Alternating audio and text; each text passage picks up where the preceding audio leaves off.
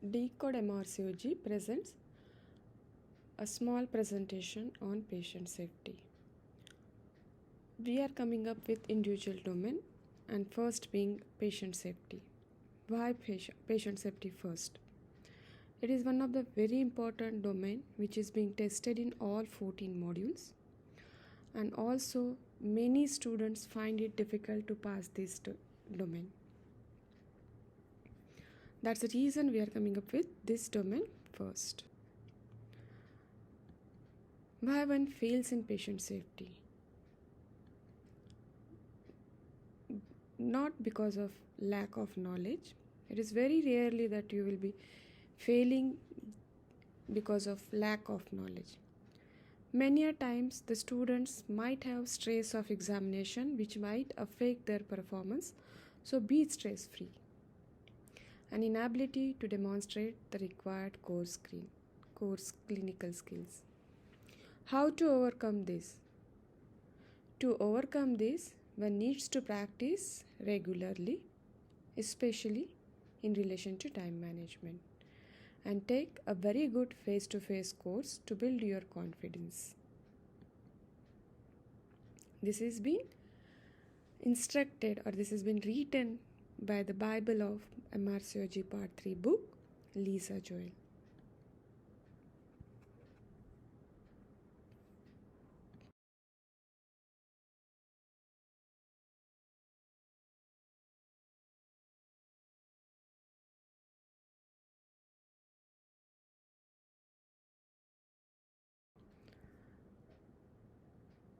Common pitfalls. What are the common pitfalls? Not understanding the role of clinical governance in promoting patient safety.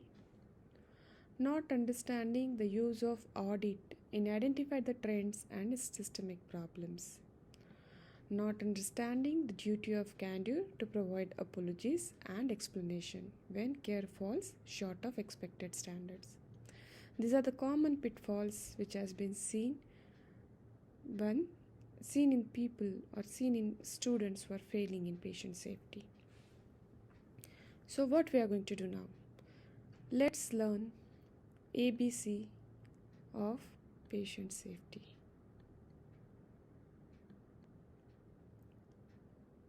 A. So A being the first alphabetic letter, what are the points one should remember in A? Addiction and addiction services, allergy, anti-D, and admit in cases of emergency.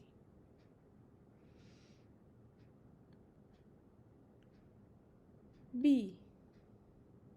The first one amongst B will be blood group. Breaking bad news. Be empathetic, sympathetic, and break the bad news in a sensitive manner, because here you are being tested also on patient safety.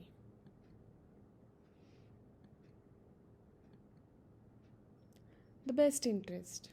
The clinician will always work in the best interest of the patient, and that's the reason best interest, to identify what is the best interest of the patient who are lacking capacity, or in case of life-threatening emergencies.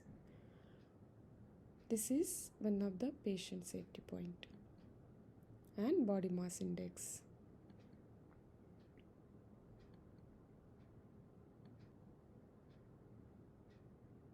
C. There are many points in C. Clinical governance, audit, reflective practice, cancer pathway, a 2-week targeted pathway, confidentiality, consent, contraception, call for help at an appropriate time and are able to cope under the pressure while waiting for help to arrive. Clear understanding of the role of ST5 trainee to call for help, and involvement of seniors whenever necessary. Care bundle. Sepsis 6, acute kidney injury, placenta previa, care bundle plan. D. Datics. Documentation. Debriefing. Discuss discharge plan. Duty of candor. Demonstrate your ability to cope while help is on way. E. Equipment appropriate for an appropriate patient. Knowledge of electrosurgery, safe electroscopy, electrosurgery uses, enhanced recovery pathway following in elective gynae cases, examination in the presence of chaperone, escalation of care, emergency contraception, emergency contact details to the patient after the discharge or while having a consultation.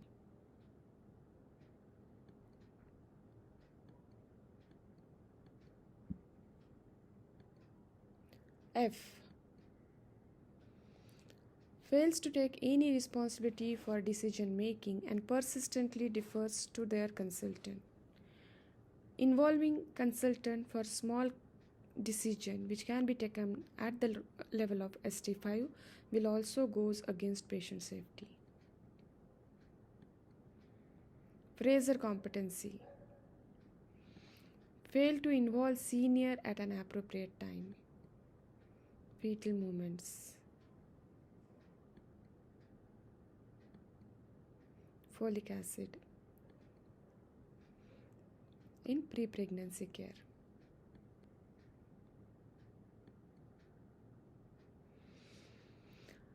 Gum reference. With gum reference, the following safety points will automatically come to your mind: partner notification, STI screen, treatment with antibiotics, contraception. H. High dose folic acid. What are the conditions where you will be prescribing high dose folic acid?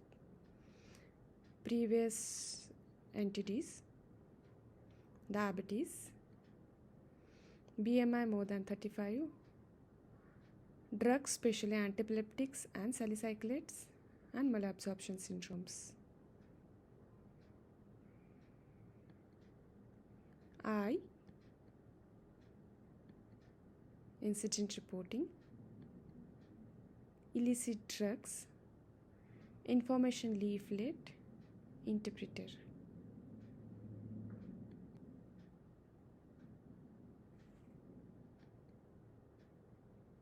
J. Justify your decision while making and actions even if recommendations are not completely in line with the established evidence due to patient's wishes or other illnesses. J was weakness. Most important, knowledge of sound, RCOG, NICE guidelines and TOGs.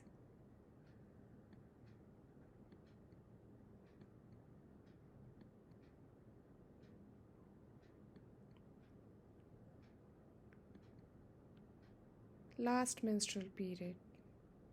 Liaise with the specialist. Legal pathways, especially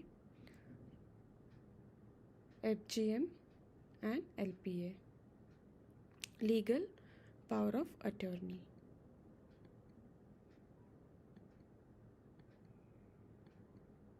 And life-threatening situation to identify and act accordingly.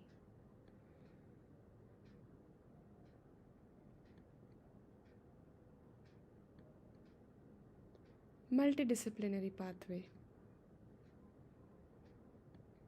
MEOS charting. Mental Health Assessment, Mental Capacity Act,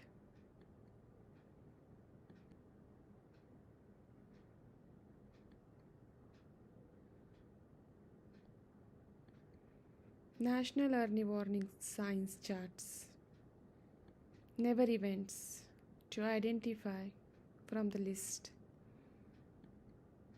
and no scattergun approach whenever you are approaching a station.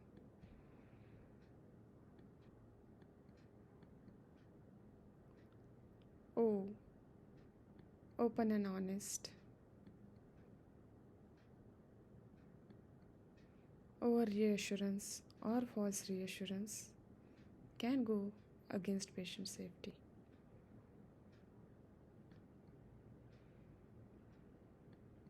Prescription and prioritization. These are the two important pieces what we are having. While prioritizing safe drugs in case of allergies, renal impairment, safety in terms of teratogenicity, transplacental transfer of drugs, excretion via breast milk, awareness of altered doses in cases of body mass indexes and renal failure.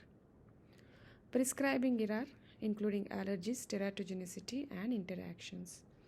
Prescribed doses, routes of administration, risk or side effects commonly used of drugs in obstetrics and gynecology. A qualified personnel should be doing the procedure. Signing off OSCE, that is competence achieved.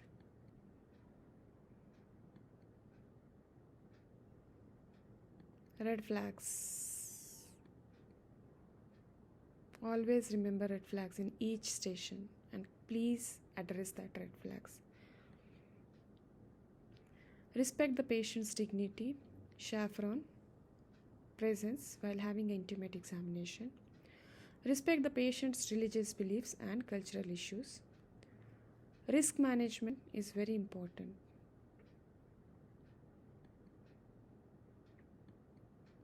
Safeguarding. Child safeguarding, domestic violence safeguarding, sexual abuse safeguarding involving Marak. STI screen, safe sex practices, self-harm, suicidal tendencies, safe surgery, social support services, smear, smoking cessation.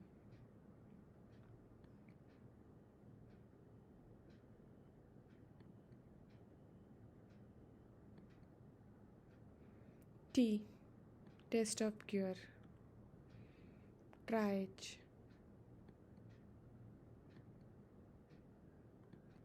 U.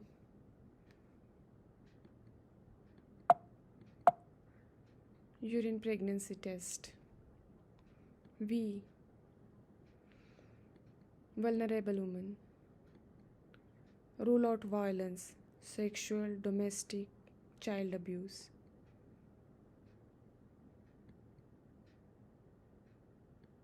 W.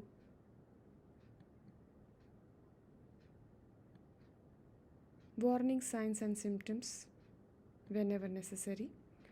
WHO safe checklist. Weight management services. And the list continues. These are my way of presenting patient safety. You can add on to this patient safety list from your own knowledge and please update me also.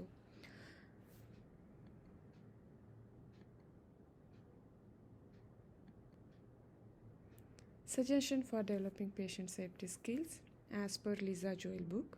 Spend some time reviewing RCOG guideline on obtaining consent.